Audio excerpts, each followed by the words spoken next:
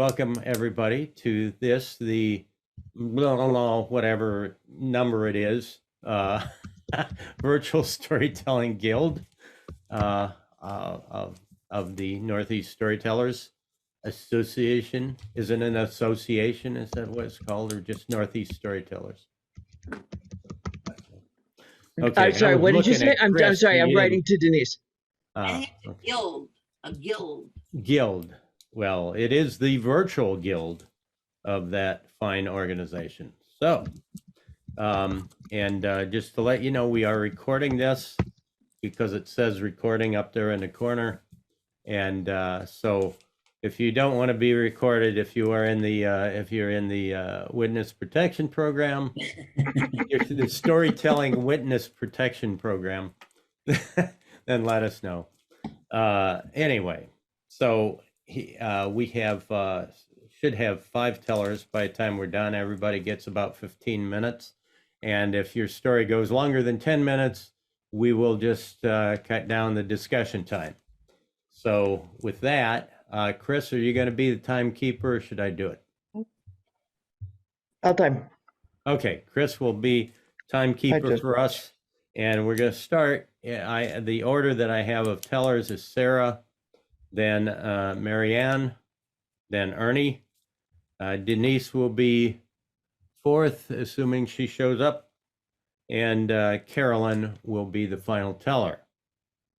And so with that, Sara, do you have any particular thing you want us to listen for? Or do you want it timed? Do you want to know what the time is and so forth? I'd be happy to know how long it takes. Okay. I think I don't have anything ahead of time to ask people to listen for. Okay. All right. Okay. So Sara, tell us a story. This is a Japanese folktale. There was once a man who struggled all his life to get enough food for himself, but he always managed to take some to the local shrine and offer it to the local deity. As he grew older, it was harder and harder to feed himself, and still harder to find food to share at the shrine. And the day came when he had nothing in his house. And so he went to the shrine and he spoke aloud, "I have nothing for you. There is nothing left in my house.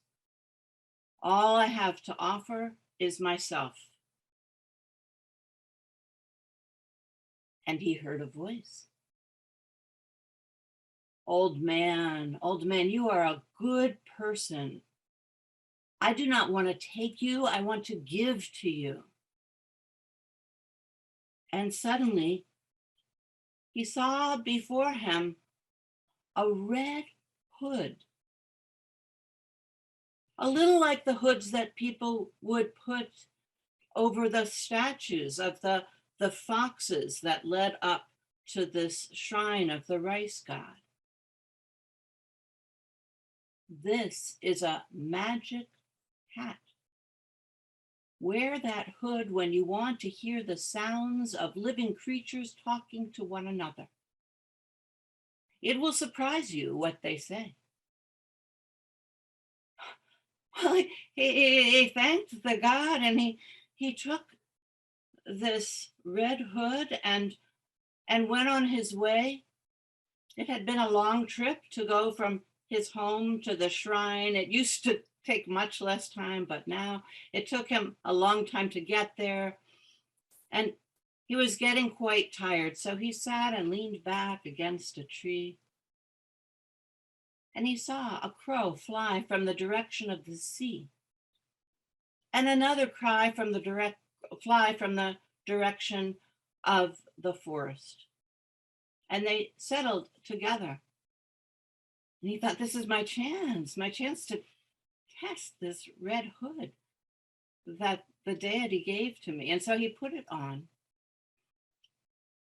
And indeed, he could hear as the cawing changed to voices speaking. And they asked one another about their families.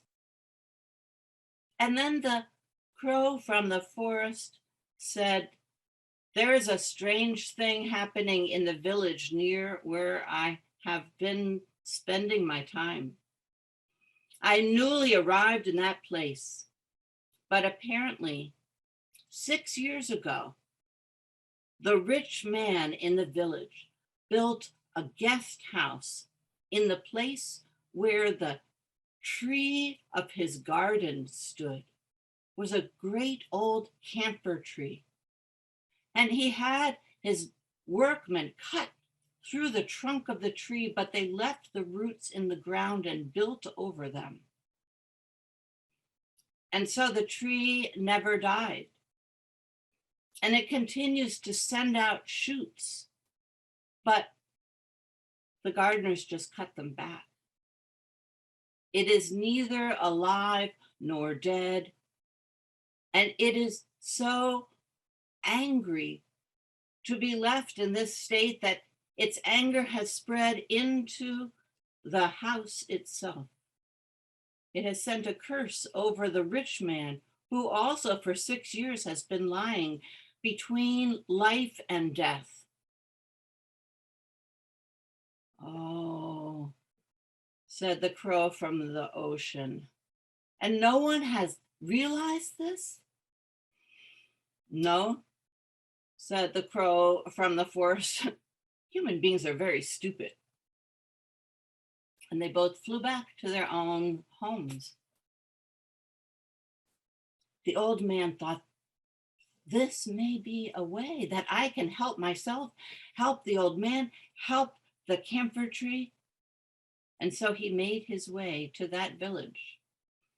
And when he arrived, he realized they were not going to believe him if he just arrived from nowhere and told them this story. "I will have to present myself as a fortune teller," he said. And so he searched and he found a broken wooden box, and he broke it further so it was little sticks that a fortune teller would use to tell fortunes. And then he went to the house of the rich man and he called out, "Fortunes, I tell fortunes."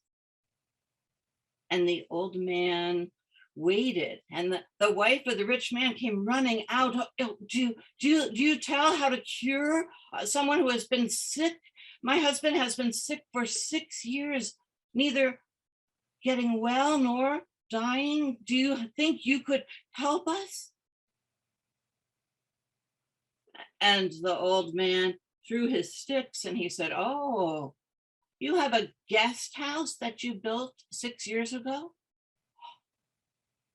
How did you know?" "I'm a fortune teller. I need to spend a night in that guest house." And so they gave him food, they made him comfortable in the guest house, and then he put on his red hood and he went to lie down and listen. And soon he heard a groaning sound. And he thought, that must be the camphor tree. And then he heard the sound of a voice, a whispery kind of voice. "Camphor tree, it is I, the pine tree. Are you any better? Are you any stronger?" "No, I am dying. I am dying." Camphor tree, know that we are thinking of you." Just a little time went by, and then he heard another voice. Camphor tree, it is the cedar tree. Are you any better?" "No, I am dying. I am dying." the old man took off his hood and he went to his hosts the next morning early. He said, I understand what is happening. The guest house where I was staying was built over the roots of a camphor tree. That camphor tree cannot grow, and its life is tied with the life of your husband. You must pull up that guest house and you must build it in a different place. The camphor tree is the tree of your garden. You must allow it to grow. And if it can grow, your husband will get well. And they did everything that the old man told them to. And they rewarded him with a large amount of gold. And they told him if he ever needed more, he should come to them. Well, he traveled back to his own village. And he bought fish and rice and sake. And he brought all those things to the shrine of his God, the God of rice. And he said, I will make sure you always have everything that you need. He did that. He had made sure that the God had everything it needed. He had everything he needed. And so he put away the red hood and the fortune-telling sticks, because he was not a greedy man. He did not want more gold. He lived contentedly to the end of his life.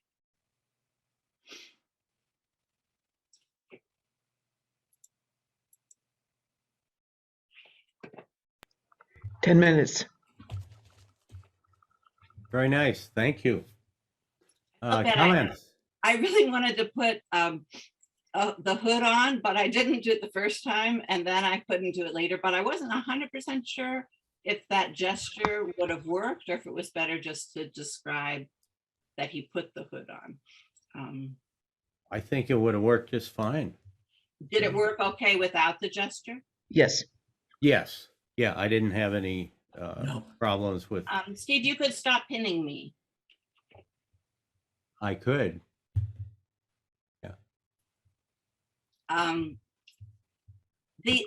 Another thing, I didn't want to say this beforehand, but it's actually, it's funny. It's in a children's book, pretty much the way I told it, but the original story has a whole nother part one. So there's like a snake that's half dead, half alive down by the sea, that he goes and solves that issue, and then goes to the inland. So did it feel like a complete story? Oh, yeah. Yeah. Yeah. I definitely think so. Other comments on this? Yeah, Chris? I was fascinated. I was absolutely fascinated. I loved it. At the beginning, when he's talking to he goes in and makes his apologies to the guide, and you look down at one point and it was perfect. Whatever it was when the God speaks to him the first time? It was lovely. One thing I missed was telling us which shrine is he going to. It's the God of rice or what? Right. But it was stupendous, and I'd actually think that it benefits just from focusing on that one part of the story, not having the two parts with the snake. That it seems more focused that way. Well, but that was actually the choice that this Japanese storyteller made when she put it into an English collection. So, Harvey. Okay. Yeah. Yeah, I've been wanting to learn that story. Well, the whole story. This is the book I have. I'm sorry. The magic Listening cap. It's the The title magic for- listening cap. Okay. Yeah. Right. And the dilemma, and I think telling it the way you did is perfect. Just that section of the story, because the problem I have in my head, because at the end he wins a princess, or he gets to marry. No, I'm trying to remember it. I was trying to figure out how to reverse the gender. This is pretty straight the way it is in the book that you have. Right. When I originally, I just found one online that was was much longer. yeah, I was at one point trying to figure out if I could tell this with a gender switch, because I'm tired of the guys always getting the princesses and the girls and having to save the, I want it the other way around. Yeah, I'm not a big gender switcher, but we don't have to go there. I'll tell you another funny thing, that there were two other things that I switched around. That in the one that Harvey and I have, it's pretty much, it's not so clear, but seems pretty clear that the trees that are talking to the camper tree are in the same garden. In the original version, they actually travel from different parts of the mountain to come and check up on the camper tree. And sort of along with that, in both versions, they take the guest house off, and then they uproot the tree and plant it someplace else. And my husband and I both felt like that was going to totally do the tree. And why not build the guest house someplace else? So I made the unilateral decision to just leave the tree where it was. No, but I loved your pacing, and I love ending it with just that part of the story. It's well done. Well, and my appreciating physics, I enjoyed the Schrodinger's tree. It was dead and alive. Or neither. Yes, MaryAnn. I just love that, the tree, people cared enough about the tree to take it down, take down the tree house, the tea house, or maybe they cared about the man. But you made me feel so sorry for the tree, which is, I do feel sorry for trees that are planted in the wrong spot, or there's a rock bending it. I feel sorry for them, and so I'm glad that was in the story. I'm always looking for ways for children to be sympathetic and care about trees and other living things. But that's a good story for that. Yeah, Okay. I'm sort of like, am I out of time, Steve? Yeah, we need to finish with that one, and in fact, MaryAnn was up, so we're gonna go back to her. And Sara, if you can mute yourself, Sure. and MaryAnn, I will spotlight you. And MaryAnn, tell us a story. It's a literary story by David Henry Wilson, and I'll tell you the story about that after this story. Have you ever heard of a stinky tree? If you haven't, I'm not surprised, because there's no such thing anymore. But there was one once, and you can be very glad that you were never anywhere near it, because they say that it smelled like the combination of a gorilla's sweaty armpits, your feet on a hot day, a vulture's breath, and a cow's bottom 20 seconds after a stomach upset. Now, I should probably tell you, and you probably know, that trees are usually kind and generous. They shelter many birds, animals, and insects. They share their fruit and nuts with us. They provide us with wood. They balance the air and water. They shelter us from the wind and shade us from the sun, and they're absolutely beautiful.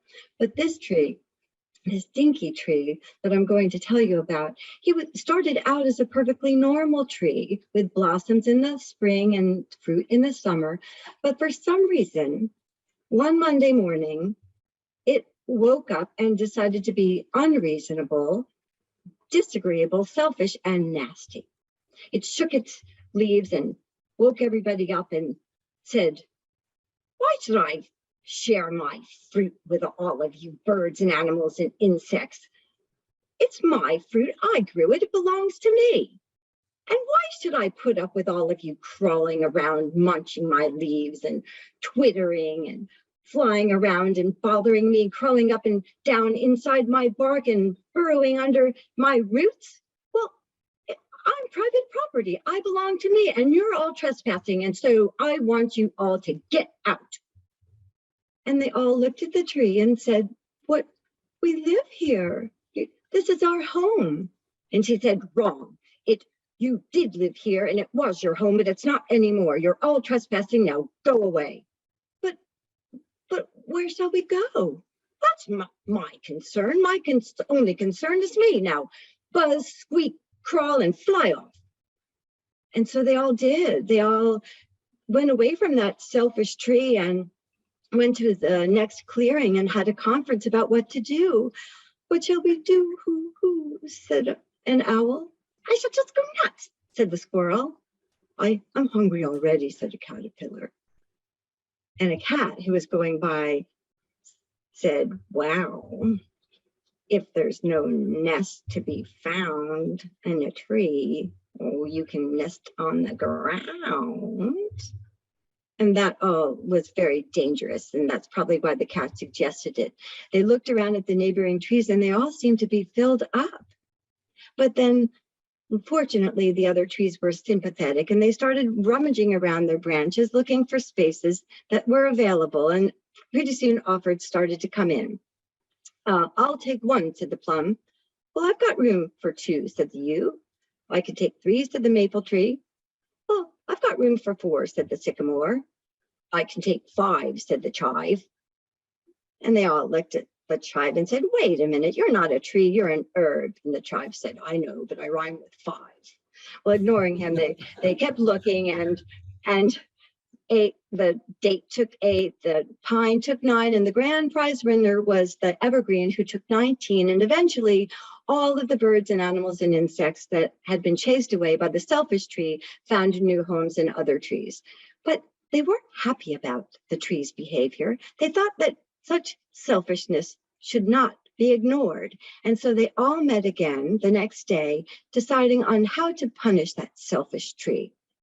Now, I don't know how you would punish a tree, maybe take its fruit or some leaves or snap some twigs.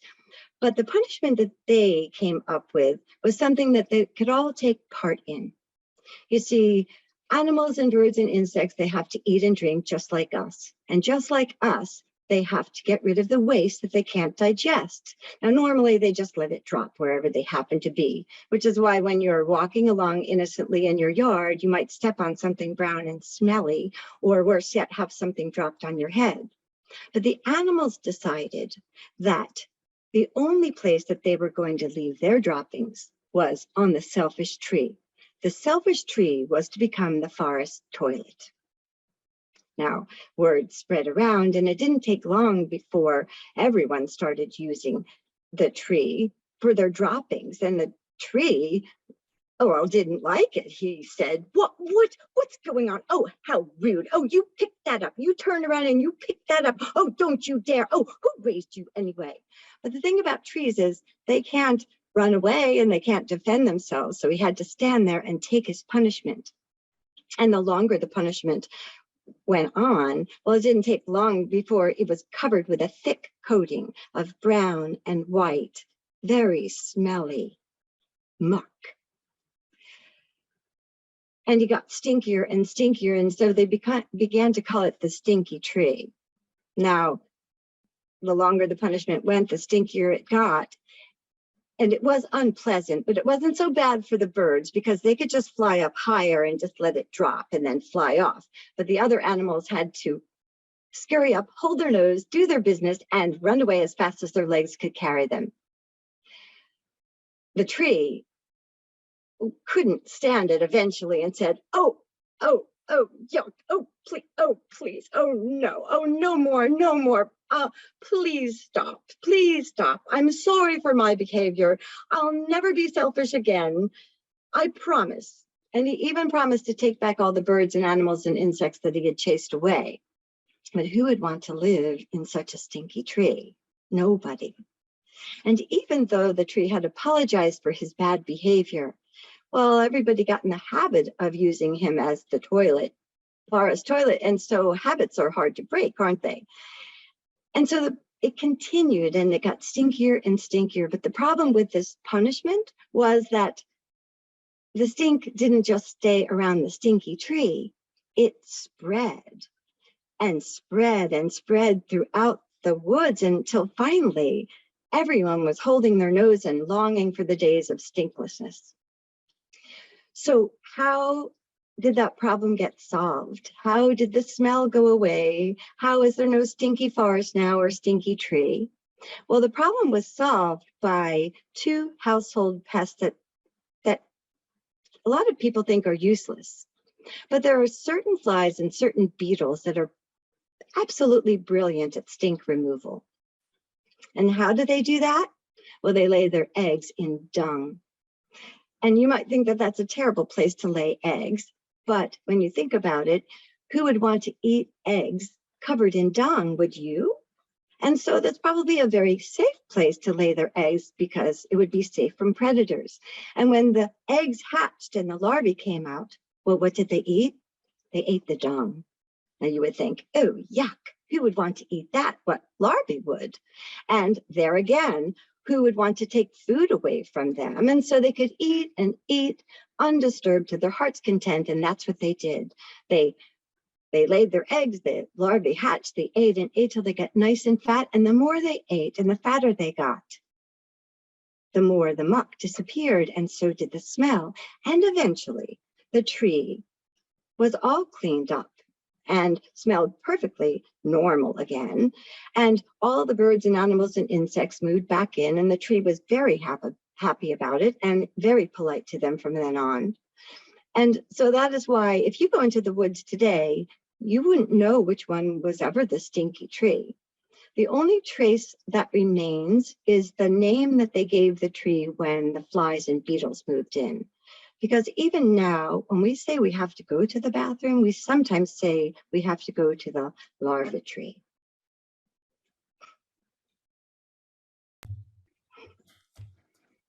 I didn't know we said that. Well, that is a story that I heard like 26 years ago on a cassette tape that somebody brought me. Their grandmother was visiting from England, and they said, Miss MaryAnn, you would like this story. And so I jotted what I could down, and I told it to my kindergarten class the next day, because of course, anything to do with potty, they think is hilarious. But it also, I think, is a pretty good message about how things are connected, and the value of trees and the value of insects and the interrelationships they play. So what I think the author of the story didn't even remember that he wrote it. Chris, do you remember I told you that I hadn't gotten permission from him to tell the story? Well, yesterday afternoon, he finally emailed me. He lives in England. He's 87 years old. And he said, well, thank you for your interest in my story. And I'd certainly give you permission to tell it. I remember the title, but I don't remember anything else about it. It's never been published. Could you refresh my memory? So I had to retell him the story. And then he went back into his files and he found it. And he said, I don't know how, anybody ever put it on an audio tape, because that's where I saw it. It was like a little cassette tape. And he said it was probably somebody said, can you write an original story for our anthology? It was like a treasury for best children's stories or something. And so he found it, and he said it's actually a book that was abandoned. It's called The Fruity Fables of the Forest, and The Stinky Tree was one of them. And he goes, so maybe I will publish that. And I said, that would be awesome. I'll buy that book. So that's where the story, it's not in any book yet, but that's funny how I came upon it, and I had to retell it to the author. I love the message of it, that one man's dung is another's food, I guess. I think it's a neat perspective. So I love the story. That's great. Harvey, you had a hand up. Yeah, your telling was great. I mean, the flow, it just flowed. And I periodically watched it. You know, I have two monitors, so I periodically watched other people's reactions. And you could see the enjoyment even in the, you know, in all of us. It was very well told and definitely added to your repertoire. I don't know what happens to permissions once it gets published, though. Is there a, does that make it less of a permission once it's given? I guess I'll have to ask him again, but he kind of said, let me know how the Zoom goes.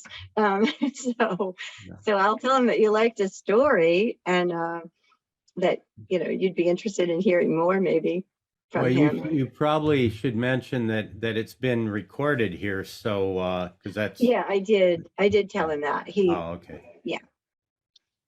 Well, it's already been recorded and he didn't know it was recorded on an audiobook, So, well, as long as he's okay with us doing it, that's the key. Yeah.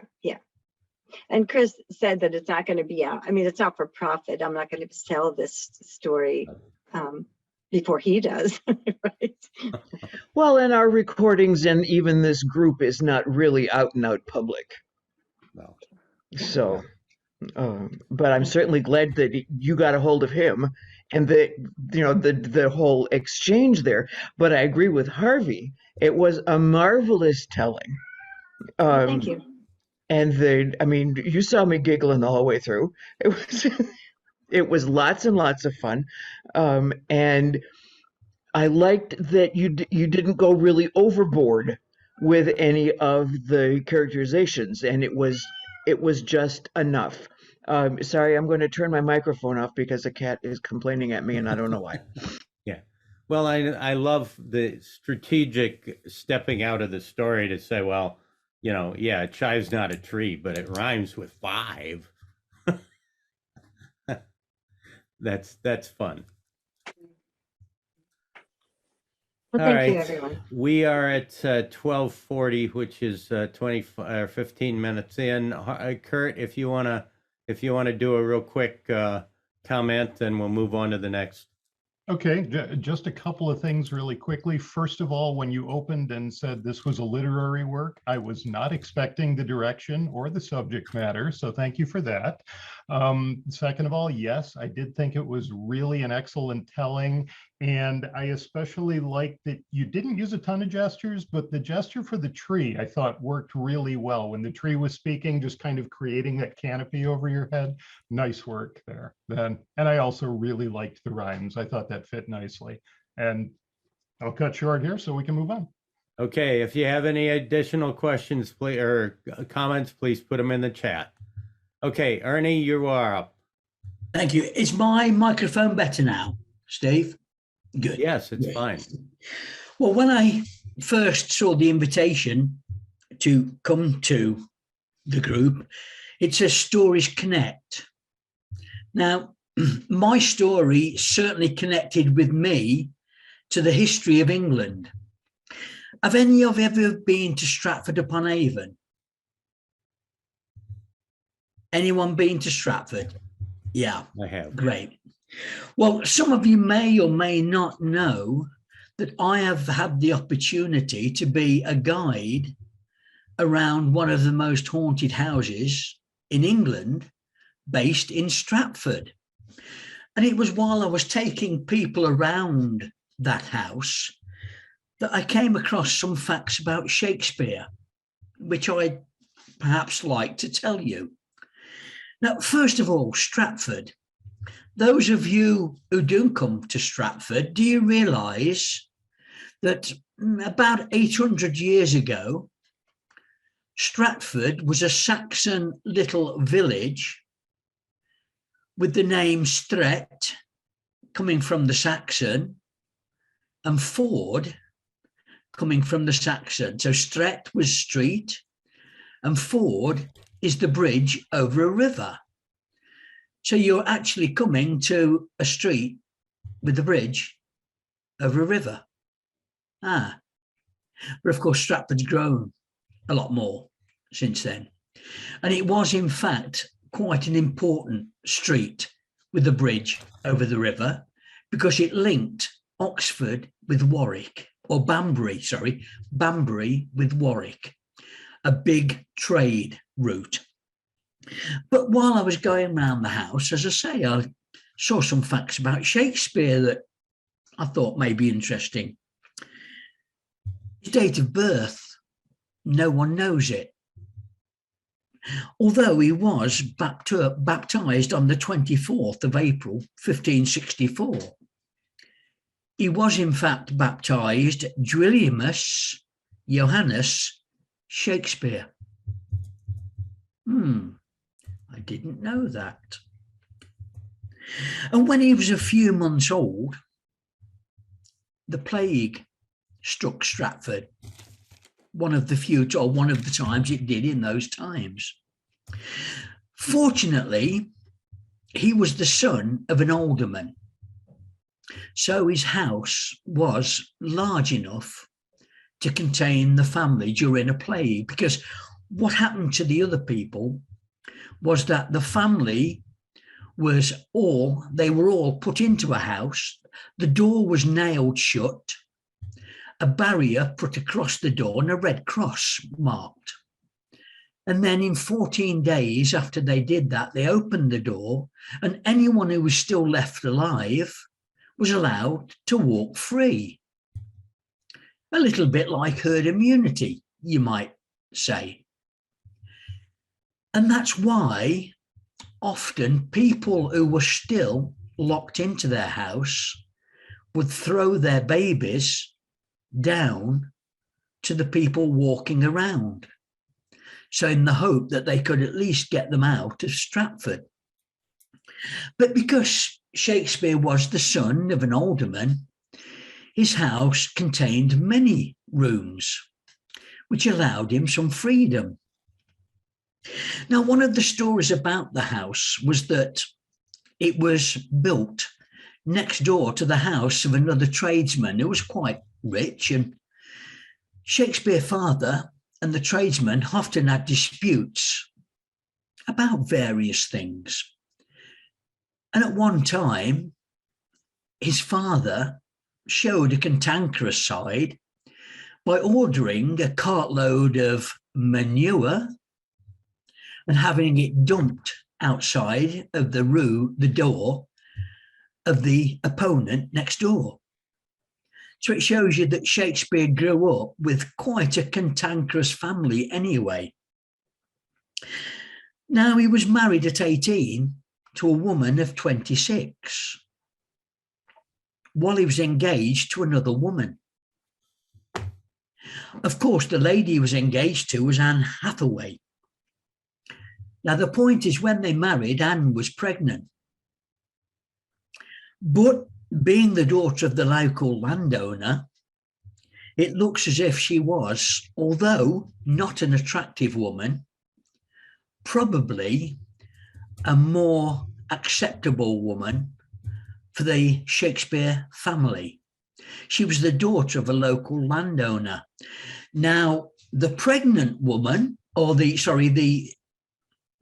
lady he was engaged to, I didn't find the name of. And she has perhaps withered into obscurity. Well, of course, people still go around Anne Hathaway's cottage. But of course, Shakespeare did spend a lot of time away from home anyway. And so perhaps the attractiveness of his wife was not an issue, although they were a very happy couple, apparently. 3 children, 2 of which were twins. There were 2 girls in the family, but one of the twins was a boy, Hamnet. Now, Shakespeare, as he grew up, did become quite a man about town. The place where I work now, called Tudor World, Shreve House, was originally the 3 Tons Tavern, where Shakespeare drank regularly. The tavern owner was one William Rogers, who, it turns out, Shakespeare shaped Falstaff on the antics of Rogers. So you might like to know from that the Three Tons was quite a tavern of desperate repute sometimes. And we do know that the ladies of the night would often parade up and down the cobblestones of the Three Tons Tavern, plying their trade for gentlemen. Now, whether Shakespeare partook in any of those trades, we don't know. What we do believe is that he certainly took pot and cocaine. So that was Shakespeare at around the ages of 18 to somewhere in his 20s. Now, particularly after 1596, when perhaps the worst of the plague struck Stratford, decimated the town, it also took Shakespeare's son, Hamnet, which, when you think about it, was a desperate plight for a man about town to have his son taken while his two daughters lived. And in fact, 1599 to 1601, Shakespeare wrote Hamlet. Now, why did he change the names? It's thought that as Hamlet was being performed, the actors found the name Hamnet very difficult to pronounce. And so they themselves changed it to Hamlet. And Shakespeare agreed. So there we go, Hamlet to Hamnet, perhaps through Shakespeare losing a son. Now, we know that he died at about the age of 52, but the way he died, it is thought that he, in fact, died on his birthday, although, as I say, no one were quite sure what his birthday was. He was, in fact, out with friends on a pub crawl around Stratford, and he collapsed in one of the pubs. Although they do say that the cause of death was unknown. You may think that being on a pub crawl and perhaps smoking pot might be a reasonable cause of death, depending on how many pubs you visit, how many pints you drink, and how many cigarettes you smoke. And the fact is that his body is in fact interned in the local Catholic Church, Holy Trinity. It's interned in a crypt within the wall of the church, not under the floor. And some time ago, when archaeologists visited the crypt, they started to do tests on the crypt, testing it with, I think, perhaps, MRI or scanning the crypt. And they were surprised to find that Shakespeare was surprisingly small, smaller than they did, in fact, think he was. And when they investigated those scans, they found it missing a head. It seems someone at some stage broke into the crypt and has stolen Shakespeare's skull. And if you do go to the Holy Trinity Church, that is the tale that will be told. But one of the least known facts was that Shakespeare became famous, of course, in Stratford, and the Garrick was built, the theatre in London, and the name Garrick came up to Stratford. And Shakespeare became so famous that he built his own house. Now, when he died, people still wanted to visit Shakespeare's house. It had been purchased by, again, another local rich man who got so fed up of people harassing him about visiting Shakespeare's house that he, in fact, did destroy the house.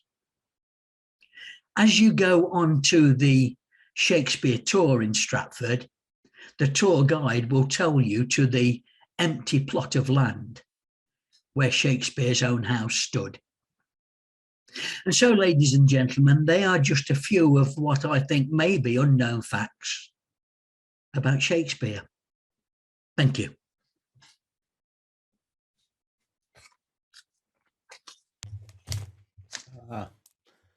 I always enjoy the unknown facts about famous folks. I do a bit of that with Mark Twain, and it can be Right. fascinating. It is definitely. Okay, we That's got. right. I remember being there when I was a kid, and you go to Anne Hathaway's cottage, Yeah. Yes. but you don't go to Shakespeare's house. No. And it never crossed my mind. No. Did you go to his father's house where he was born? No.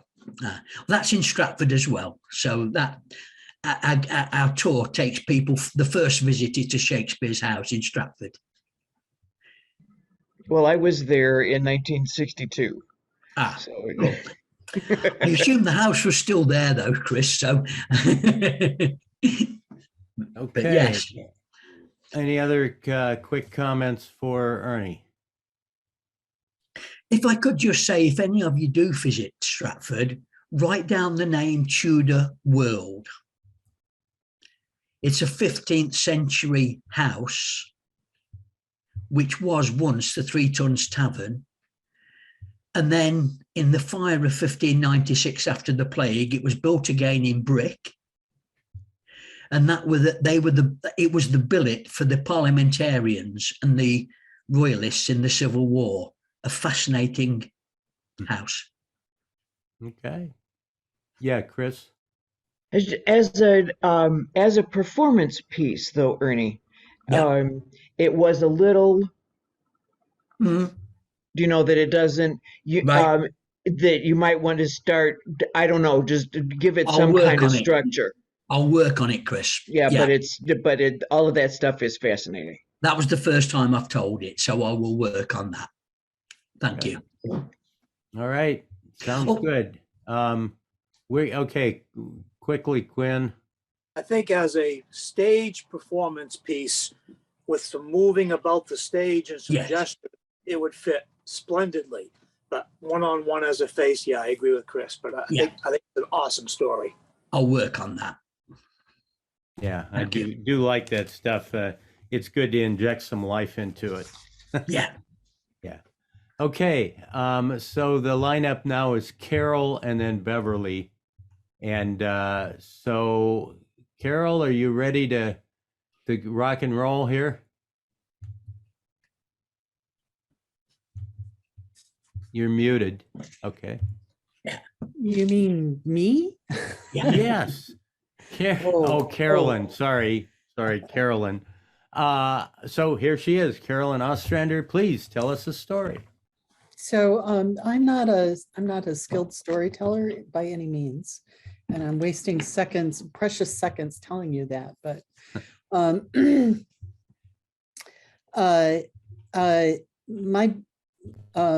my story doesn't have very much to do with trees, except that it begins in a forest, but it's a true story, not a fable. So yet maybe it is.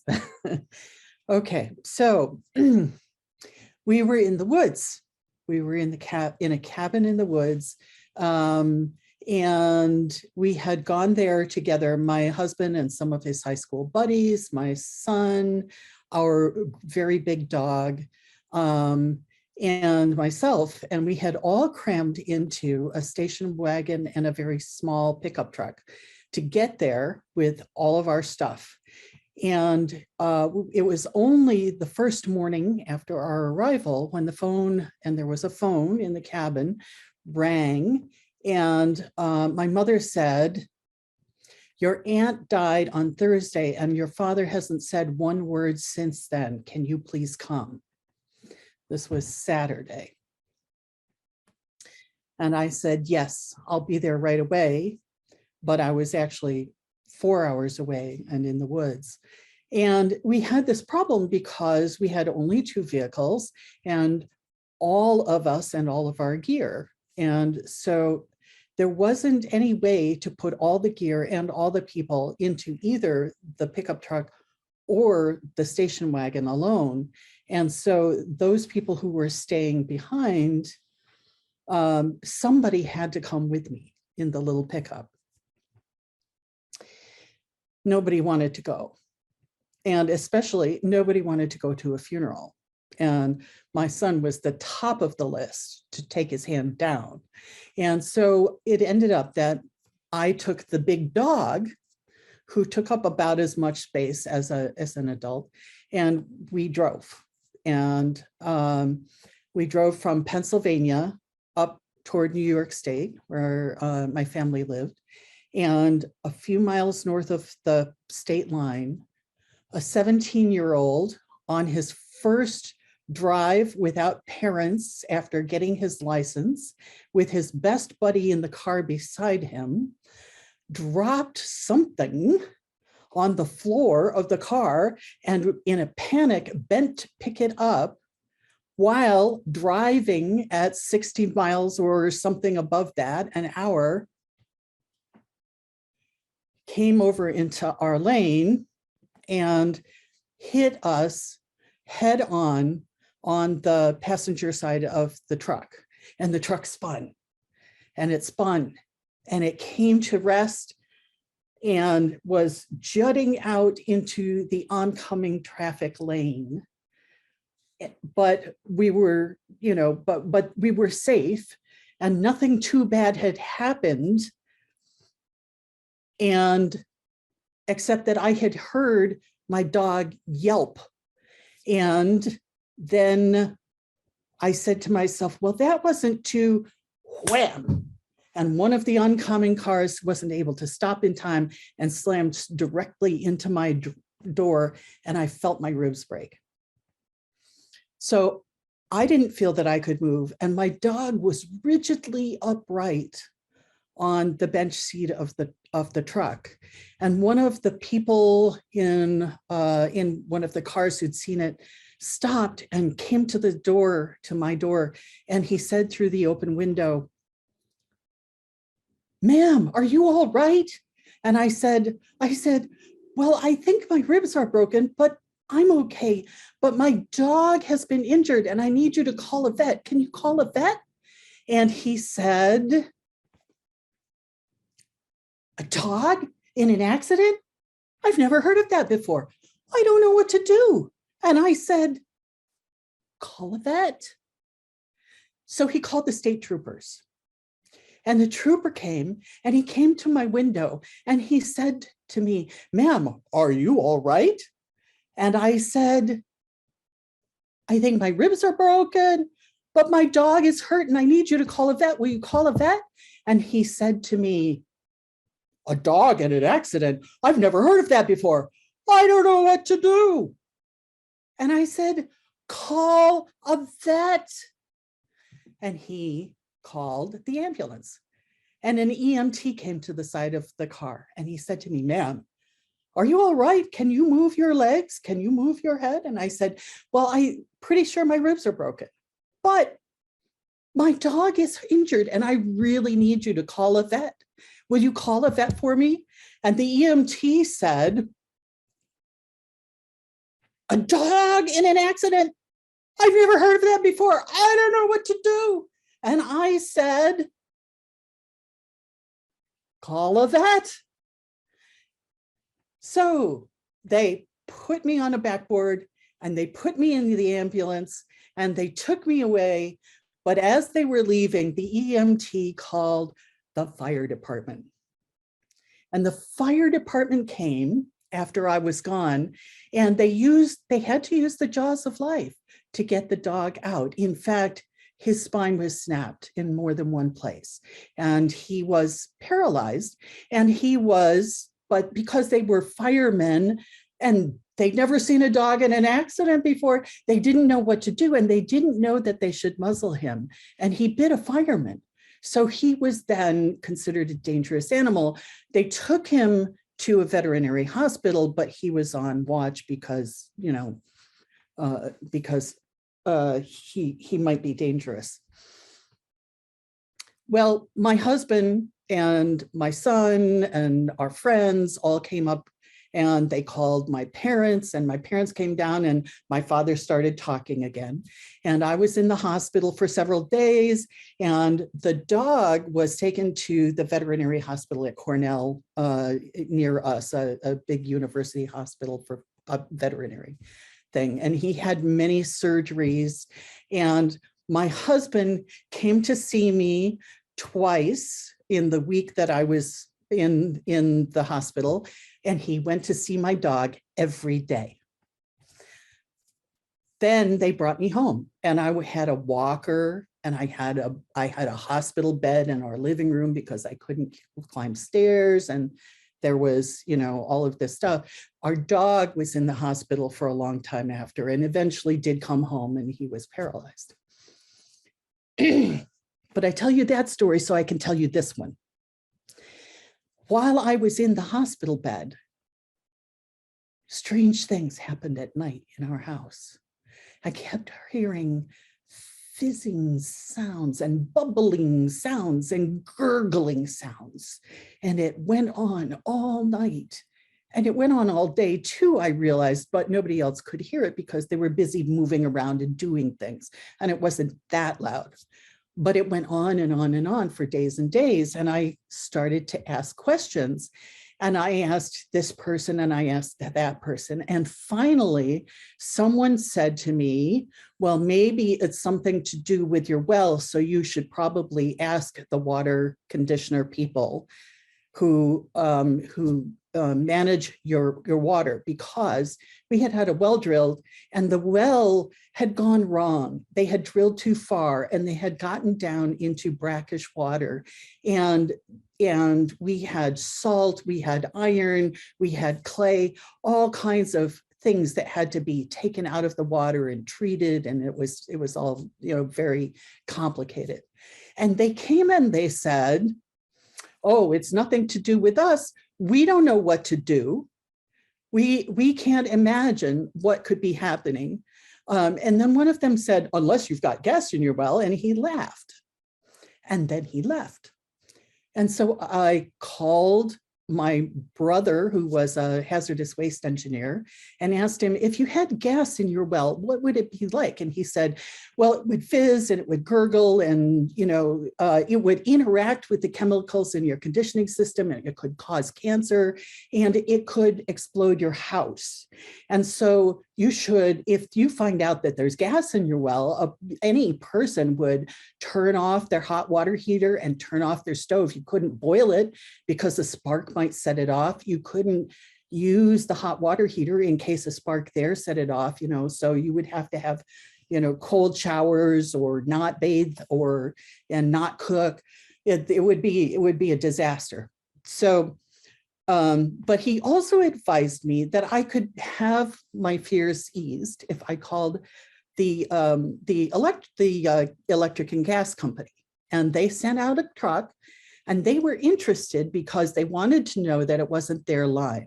And as soon as they were sure that their line didn't go anywhere near the water, they were sure that they were not liable. And so it wasn't their problem. But just to be nice, they took the meter and waved it over the top of our toilet tank, and it went wild. And they went to the well cap and waved it over that, and it went even more crazy. And so I got up from my bed with my walker and I got a gallon milk jug from the kitchen and washed it and cleaned it and put some water from our faucet in it, and then took it out in the yard with my walker and lit a match. And even in daylight, I could see the flame shoot out a whole foot of bright flame. And indeed, we had gas in our well. Well, this was before fracking had come along, but not too long before. And then fracking became a big topic, and it was, some people thought it was so dangerous and other people thought it was such a great opportunity to get some wealth for struggling farmers and struggling rural families. And it was a huge controversy. And there was a conference that I was engaged in, very academic, and I was helping behind the scenes, but they had a sudden loss of people from a scientific panel who were talking about ways of persuading the public to understand their point of view. And they asked if I could prepare a paper and speak on this panel. I came and I thought, every time people try to talk about being worried about the consequences and what might happen to the purity of their water, whether it might be contaminated, whether there might be a possibility of gas rising, they are always told that this is unreasonable, it never can happen, and there is no danger whatsoever, and it wouldn't bother anybody even if it did, and it gets shut down immediately. And it's very hard to get people to listen to people's concerns and talk about them seriously. But I have seen it happen. So I realized that the problem is not really whether or not it's true, thank you, but whether or not it can be listened to. So I told my story, and I started in the woods, and I told about the accident, and I told about finding out that our water was gurgling, and finding out that there was gas in our water, and that it could explode our house or set it on fire or cause us illness. And I'm running completely out of time. But what I want you to know is that when the panel ended and people began to discuss, no one had any questions about anything that the scientists had said. The only thing they wanted to know was what happened to the dog. And so my question is, well, talking about people's fears directly is not effective, and telling stories that lead people to possibly understand what happened is not effective. So how can storytellers convince hearers to not only call the vet, but also to listen to the stories? Okay, so with that, we're out of time on discussion. So what we want to do, because that was about 15 plus minutes, and so if you have comments, please put them in the chat, and we will move on, because I do want to give. Let me see where is she? There she is, Beverly. Want to give Beverly a chance at the same amount of time. And so I'm trying to figure out where my... And please remember, everybody, that you will get a copy of the chat along with a copy of the video. You will get a copy of any comments. Yes. Thank you. Okay, so I want to spotlight, but I need to... Okay, Oh, Okay. did I not? I'm sorry. Did I not get? All right. Sorry. Go ahead. Beverly, tell us a story. Okay, the name of the story is The Fisherman in the Sea. It is a true story. It happened in 1970. However, my one problem is I've been checking with the town historian, the census people, the library. I am looking for the person's real name, which I can't remember. That's the only problem with this story of, so I call him the Fisherman in the Sea. It was a foggy, cold spring day in April.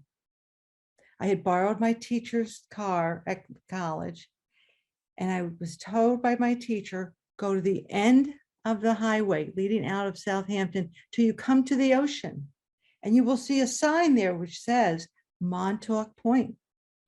There's a parking lot there, and park there. And then walk along the dock until you see an old hut. That's where my friend lives. He has a story to tell, and you can tell the story this coming Saturday, which is going to be a celebration of the earth and have the first Earth Day that we're having in the world. And all over the world, we're celebrating Earth Day. His story is an important story that I want you to tell.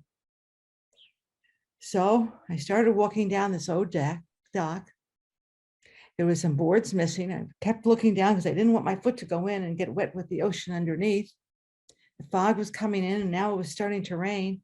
And I got to the halfway down the dock, and I saw a hut. And out of the hut was a pipe with black smoke coming out of it. And I walked, and I said, do I turn away or say I couldn't find it? For some reason, I got this scary feeling in my stomach. So I tapped lightly on the door, hoping no one would answer. And the door swings open, and it's an old man with a long gray beard, a floppy hat. His face was wrinkled and old, along with wrinkled and arthritic hands. He had suspenders on with a red flannel shirt and floppy pants. Come in, my dear. I've been waiting for you. Well, he says, come. And he points to a little table behind himself and two chairs. There was a light bulb hanging from the ceiling, and the wind was making it go back and forth. And there was a tape, a long strand of tape next to it, which was for bugs, and had caught all these bugs, and it was floating back and forth with the light bulb. I sat down at the table, and he brought over a mug that was chipped. He says, come, my dear, it's cold. Here's some tea. I put my hands around it to warm it. I didn't want to drink it. I looked around the room and saw the potbelly stove, a little sink with shelves of little food and cups on it and plates, and a single little bed. I sat down, and he says, my dear, I'm so happy to see you. And he goes forward into my space. He says, I have a story to tell you. I said, okay. He goes, well, I was a young boy, and I grew up here in Montauk Point.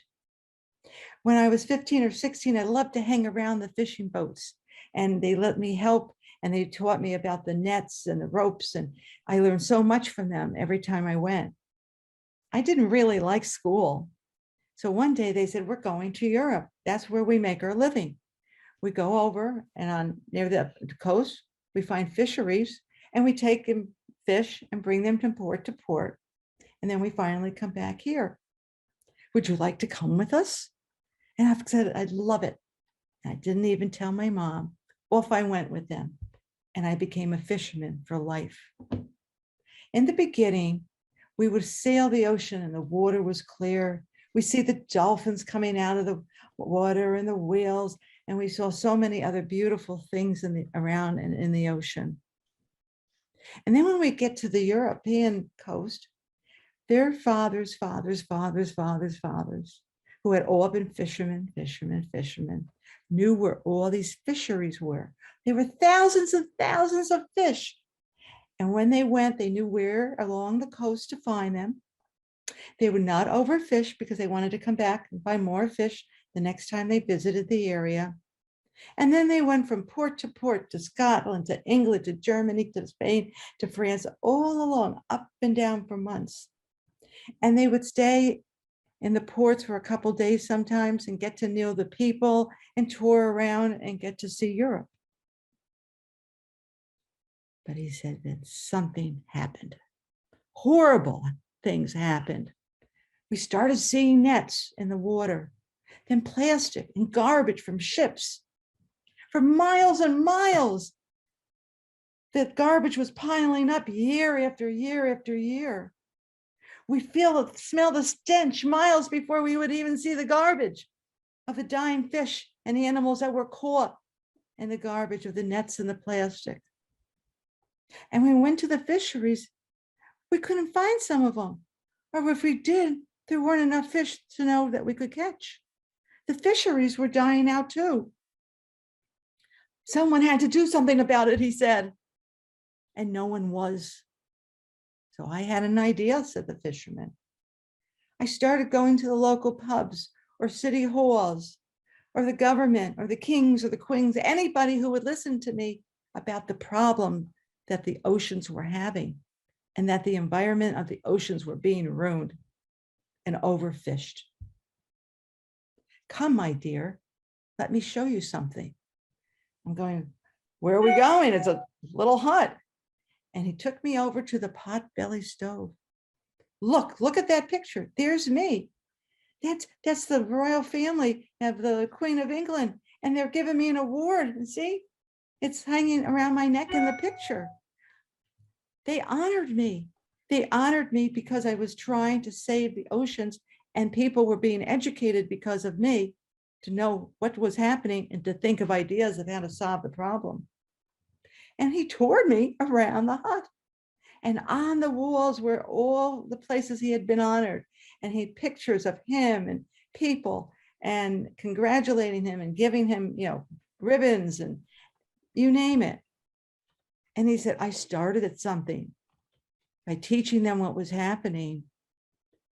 Hopefully it made a difference and still is. He said, I'm an old man now. And he kept pulling on his beard. I'm going to die soon. I can't fish anymore. I don't have opportunities to talk to people about what's happening anymore. I asked your teacher if they knew one of their students who might want to become a teacher. I need someone to carry on my legacy. Teachers make the best teachers of letting people know things that they need to know about and maybe make a difference in the world. I have something to ask you. And he came real close to me. My dear, I hear you're going to be a teacher. Yes, I hope so. I'm only a freshman in college, but in 3 years, I'll hopefully become one. I want you to make a promise to me. I want you to promise to carry out my legacy during your teaching career and teach your children and their families and their cities and anybody that will listen to you and your children about these problems and give them ideas of how to try to solve them. Well, I was only 19. I thought I was going to be a teacher, but I really didn't know for sure. How could I promise him? But I knew this was important to the old fisherman. So I said, okay, I'll promise. No, you don't have the passion I want in that answer. You're just saying that to make me happy. Oh, and we sat there, which seemed like an eternity in silence. I thought, a promise is a promise, and I've always kept my promises. Can I really be serious and tell him that I will not forget this moment and the possibilities I will have when I was a teacher? I said, I think I will make that serious promise. And this time I've looked forward towards him. And I said, a promise is a promise. I promise you if I become a teacher, and even if I don't, I'd spread the word of how the oceans are being ruined. My dear, You have made me so happy. Now I can die in peace. Come, my dear, you must leave. I know the fog is going to come in and you have to get back before the storm gets here. There's a storm coming in. I can feel it in my bones. And he walked me to the door and he gave me a hug. Oh, you smell fishy, I said, because everyone says that. And we laughed. And I walked out the door and started up the path towards my car on the dock. And about halfway up, I turned around. I wanted one last look at that little hut. And there he was at the door. And he waved to me and gave me 2 thumbs up. And I gave him 2 thumbs back. And I went on to my car and I went on to speak that Saturday morning and told everyone what was happening to the oceans, the pollution, and the fisheries. Now, the story didn't end there. I did become a teacher for 35 years. And every April on Earth Day, that whole month, I did a whole unit always on the oceans and the fisheries and how they were getting polluted. And we went to the New York State Museum and put on exhibits there. We went to the local mayors. We did plays for the school. We did publicity, inviting TV and newspapers and radios, talking about the problems of the oceans. Now, I retired. I've been retired now for about 15 years, and I taught for 35. I want the old man's legacy to continue, and it also had become my legacy. I was known for that in my school district. I started an organization called STEM, which is now worldwide. And in that, I tried to have the ocean as a theme. But now I'm telling this story as a storyteller for a reason. Storytelling people can make a difference. And I hope you will take this story of the problems we have in our oceans, of the fisheries and pollution, and spread the word. And the word was spread because what happened was a group of scientists, engineering, environmentalist scientists, they built these big, huge ships recently with the holes. And they went and collected all the garbage in a really area of the ocean, which was like horrible. And they built a factory and they took the ships to the factory, and the factory took them, all the stuff they collected in that area, and remade them into other things, especially the plastics, and then disposed of the garbage properly that couldn't be made into something else and be recycled.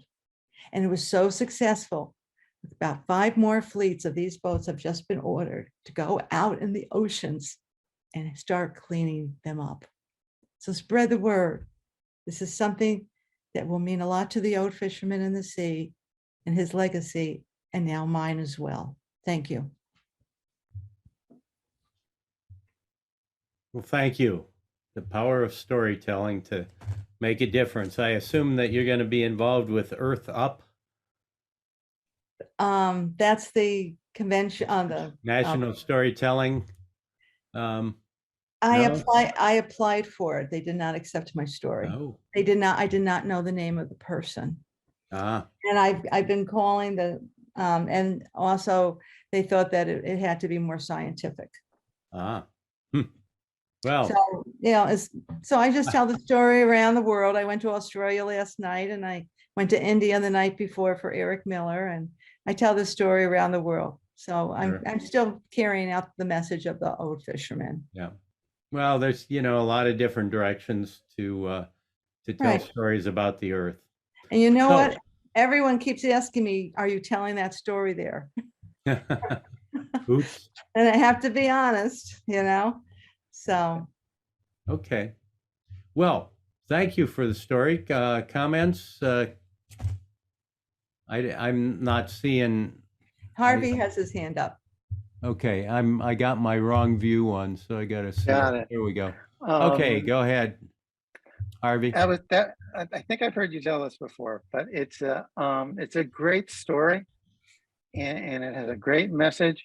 The only part that I think I would work on is that you switch persons you switch from first person to the third person a lot for the fisherman, and I get confused whether you are the person talking or it's the fisherman person talking. So you might want to focus on making the fisherman's part a third person piece and leave you as the first, or one way or the other. But I found it somewhat confusing at points through the story, but otherwise it was really Thank you. well done. Thank you. I will work on that. Other comments, questions? Okay, yeah, Sarah. Thank you for the story, Beverly. In a way, I think it helped answer Carolyn's question about can stories make a difference? Because I think yours was very focused around the issue that you wanted to stay focused on, and it sounds like you've been telling it in places where it's really your listeners have really taken it to heart. And my note that I sent to Carolyn was about the second part, I think was the compelling part, to make a point about fracking. And what I've learned telling stories is that it's a real challenge sometimes to match the story to the cause. And what I get from you, Beverly, is that this is such a mission for you, that you are searching out stories that help to further that mission, that make human connection to something that might be more scientific and more abstract. But when you tell your human story, it really gets through to people in a different way. Thank you. Yeah, I'm a geologist, so I have kind of take the scientific viewpoint of things, and I find that it can be very difficult for me to tell a story about a scientific topic because I tend to get really pedantic. It's hard to wear my scientist hat and my storytelling hat at the same time. So it's a real challenge. Carolyn, you had a comment? Yes, about the scientific community and the value of storytelling. There are some pockets of places where academics and scientists will talk about the importance of storytelling within, say, a conference or something, and yet I would never have been on that panel had they not had an emergency cancellation and stuck me in because I was there, and so trying to find a way, and the story I could have told about fracking was not one they would want to hear either. They would have rejected it. So, this problem of trying to find a way in, this is the connection I drew, but that problem of trying to find a way in to communities that don't understand that they themselves are telling stories and that your story also can have a message. That's a real thing. So, but I'm really glad you tell this story, because this is an important piece, telling how you get the commitment both to telling the story and to the issue. I think that's great. Thank you. Okay, we have come to the end of our time. I don't know if we have any last comments, Chris? Well, the next meeting is the 3rd of March, which is the first Thursday. And I have no people booked yet. The theme is, now remember, the theme is just a suggestion. If you're working on something, bring that. The point of this is a guild rather than a themed story swap. The summer reading theme is Oceans of Possibilities, oceanography. Oceanography. So stories about water and oceans, and I'm looking for stories for 7, 8 years olds, and you can't really tell them Selkie stories because that doesn't translate. Chris, you You need know, to and- update the website so that it has all the themes. Yes, You're only up to yes, I have January to. on I that. would have to sit down and pick a bunch. So there's stuff up there for people to look at. But please remember that that our focus is the activity of a guild rather than a themed afternoon. So bring, whatever it is you're working on. Okay. So And this is March 3rd. yes, that's the first Thursday. But Beverly, I do swap people out. I try not to have the same people all the time. No problem. I'm new. That's why I'm asking these Right, questions. I right. want to be respectful. First third, I haven't looked at the date. Third Sunday, I think, is the 20th. So whatever the second Saturday is, I don't know what the date is, but The dates are at the least it same won't as be the first week. February's.